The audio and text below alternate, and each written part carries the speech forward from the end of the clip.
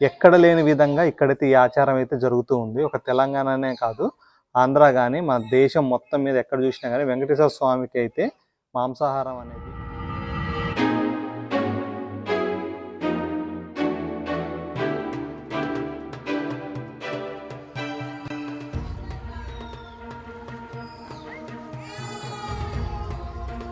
తిరుపతిలో మాదిరిగానే ఇక్కడ కూడా వెంకటేశ్వర స్వామి కళ్యాణం అయితే జరుగుతూ ఉంటుంది.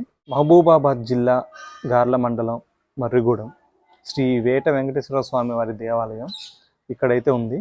ఈ ఆలయం యొక్క విశిష్టత ఏంటంటే, వెంకటేశ్వర స్వామి వారు వేట మార్గాన తిరుమల నుంచి ఇక్కడికైతే వచ్చి అశ్వరూపమై రావడం, దాని తర్వాత గోరూపాన్ని ధరించడం, ఇక్కడ పక్కనే ఉన్నటువంటి ఒక ప్రదేశంలో బండరాతికైతే గోవు ఒక పాదాలు అయితే రెండైతే ఉన్నాయి, అవైతే మనం చూడొచ్చు. ఇక్కడ ఈ ఆలయ సమీపంలోనే మనకు ఒక చిన్న మందిరం అనేది కనిపిస్తుంది. కొంచెం ముందుకు వెళ్ళి చూస్తే అక్కడ ఉన్నటువంటి ఆ రాతికి ఏదైతే గోముద్రలు అయితే ఉన్నాయో, ఇప్పుడు మీకు కనిపిస్తున్నటువంటి పుష్పాలు పెట్టినటువంటిది గోముద్రలు. ఇక్కడ కూడా నిత్య పూజలు అనేది నిర్వహిస్తూ ఉంటారు. స్వామివారు అశ్వరూపం నుంచి గోరూపంలోకి మారినప్పుడు మొదటగా ఇక్కడ కాలు మోపడం ద్వారా గుర్తులు పడ్డాయి అని చెప్పేసి మనకైతే స్థల పురాణం ద్వారా అయితే తెలుస్తూ ఉన్నది. అంటే ఇక్కడ నుంచి సుమారు తిరుపతి అయితే 570 కిలోమీటర్ల దూరం అయితే ఉంది. అక్కడ నుంచి ఇక్కడికి స్వామివారు వేట మార్గంలో వచ్చేసి ఉన్నారని చెప్పేసి ఇక్కడ ఉన్నటువంటి స్థల పురాణం కానీ ఇక్కడ ఉన్నటువంటి భక్తులు అయితే విశ్వసించడం అయితే జరుగుతుంది.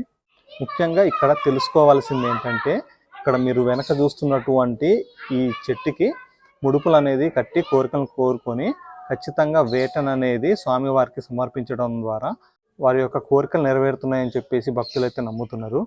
అదేవిధంగా ఇక్కడ స్వామివారికి ఏటా గొర్రెలు కానీ మేకలు కానీ వీటిని అయితే స్వామివారికి అయితే నైవేద్యంగా అయితే సమర్పించడం అయితే జరుగుతుంది. ఎక్కడ లేని విధంగా ఇక్కడైతే ఈ ఆచారం అయితే జరుగుతూ ఉంది. ఒక తెలంగాణనే కాదు, ఆంధ్ర కానీ, మన దేశం మొత్తం మీద ఎక్కడ చూసినా కానీ వెంకటేశ్వర స్వామికి అయితే మాంసాహారం అనేది స్వామివారికి వేటని నైవేద్యంగా పెట్టడం అయితే ఈ యొక్క ప్రదేశంలో అయితే మనం చూడడం జరిగింది.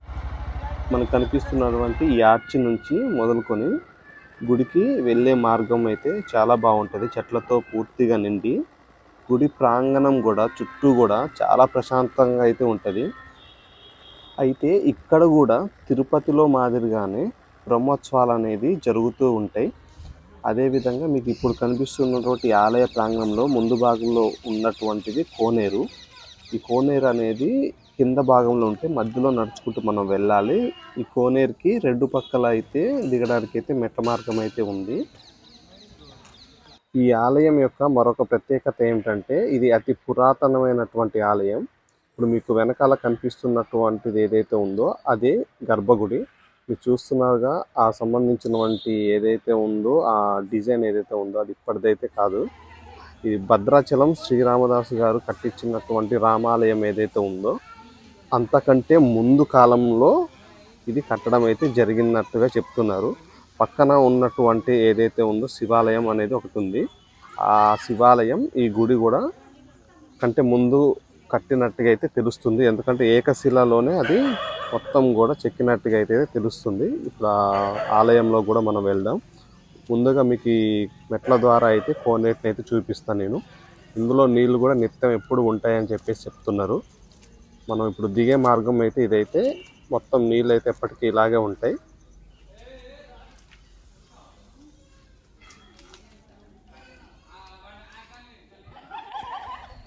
ఇది మరొక వైపు కోనేరు అయితే చూడడానికైతే చాలా పెద్దగా అయితే ఉంటుంది. మనకు దూరంగా కనిపిస్తున్నటువంటిది ఇదే రెండవ మార్గం. ఇటు వైపు నుంచి కూడా మనం దిగవచ్చు. అదేవిధంగా ఇందులో ఉన్నటువంటిది పుష్కరిణిలోనే స్వామివారికి తెప్పోత్సవం కానీ అభిషేకానికి నీళ్లు కానీ ఏవైతే ఉన్నాయో అవన్నీ కూడా ఇక్కడ నుంచి సేకరిస్తారు. ఈ ఆలయ ప్రదేశాన్ని ఒకసారి మీకు గూగుల్ మ్యాప్స్లో చూపిస్తా, ఒకసారి చూడండి.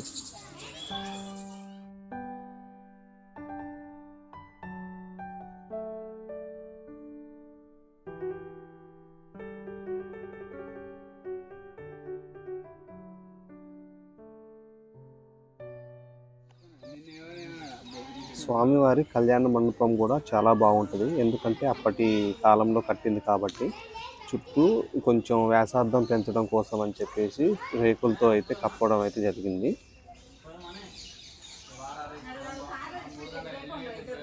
బ్రహ్మోత్సవాల సమయంలో స్వామివారికి కళ్యాణం అనేది ఈ మండపంలోనే జరుగుతూ ఉంటుంది.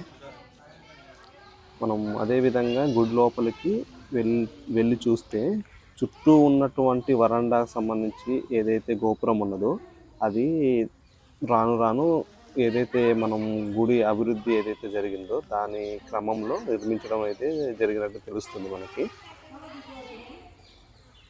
కానీ మనం ఏదైతే ప్రధాన ఆలయాన్ని మనం పరిశీలిస్తే ఆ స్తంభాలు కానీ ఆ చిత్రీకరణ కానీ అవన్నీ కూడా కాకతీయుల నాటి కాలం నాటి గుడి ఏదైతే ఉంటుందో ఆ విధంగానే ఉంటుంది. గోపురం అయితే ప్రత్యేకంగా మనం చెప్పుకోవచ్చు. ఈ ఆలయ క్షేత్రపాలకుడు అయితే ఆంజనేయ స్వామి. మనకి ప్రధాన ద్వారానికి అయితే ఎదురుగానే మనము స్వామివారిని అయితే దర్శించుకోవచ్చు.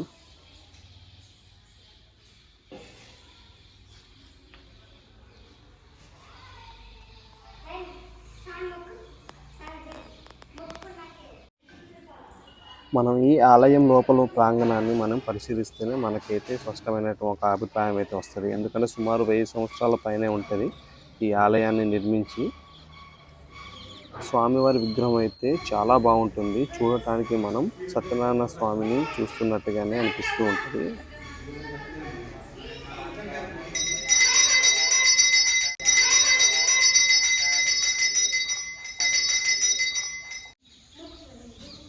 ఆలయంలో పూజ అనంతరం వాళ్ళు తెచ్చుకున్నటువంటి మొక్కుబడిగా ఈ వేటనైతే స్వామివారికి అయితే సమర్పించడం అయితే జరుగుతూ ఉంటుంది.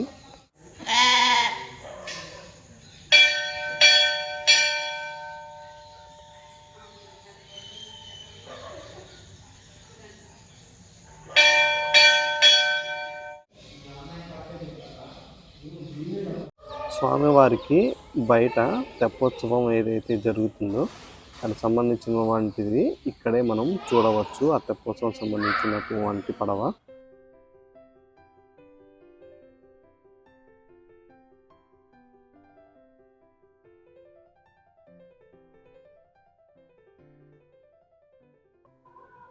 ఆలయానికి పక్క భాగంలోనే మనకి ఇప్పుడు కనిపిస్తున్నటువంటి ఈ గోశాల అయితే స్వామివారిది అయితే ఉంటుంది. ఈ ఆలయానికి పక్కనే ఉన్నటువంటి అతి పురాతనమైన శివాలయం దగ్గరకైతే మనం వెళ్దాం. ఎందుకంటే ఈ ఆలయం కూడా దాదాపు 1000 సంవత్సరాల పైనే కట్టి ఉండవచ్చు అని చెప్పేసి తెలుస్తుంది. ఆలయానికి ఎడమ పక్కనైతే విఘ్నేశ్వరుని అయితే మనం దర్శించుకోవచ్చు. అదేవిధంగా లోపల ఉన్నటువంటి లింగాకారం ఏదైతే ఉందో పానమట్టం అయితే చాలా పెద్దగా అయితే మనకు కనిపిస్తూ ఉన్నది. ఇక్కడ కూడా నిత్యము పూజలు అయితే జరుగుతూ ఉంటాయి స్వామివారికి.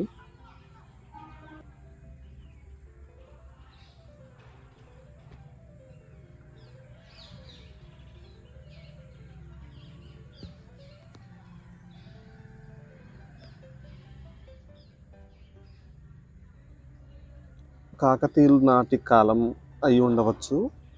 ఒకసారి మనం గుడి ప్రాంగణం చుట్టూ కూడా చూద్దాం. ఎందుకంటే అప్పటి కట్టడాలు చాలా ప్రత్యేకమైనవి. ఎందుకంటే ఎన్ని సంవత్సరాలు అయినా కానీ అవి ఆ విధంగానే చిక్కు చెదరకుండా అయితే ఉండటం అనేది చాలా గొప్ప విషయమే. ఎందుకంటే శివాలయాలు ప్రత్యేకంగా మన రాష్ట్రాలు మన దేశంలోనే ఎక్కడ చూసినా కానీ ఒక ప్రత్యేకత అయితే ఉంటుంది శివాలయాలకి. చాలా వరకు శివాలయాలు ధ్వంసమైనట్టుగానే మనం చూడొచ్చు. అవి దాదాపుగా అయితే కొన్ని ప్రదేశాలు అయితే అంతు చిక్కకుండా కూడా ఉంటాయి. మన ఇప్పుడు పాత వీడియోలు ఏవైతే ఉంటాయో ఛాయ సోమేశ్వర స్వామి ఆలయం కానీ పూసపంచి శివాలయం కానీ అవి ఇప్పటివి కావు. దాదాపు 1000-1500 సంవత్సరాల క్రితం నిర్మించబడినటువంటి శివాలయాలు అవి.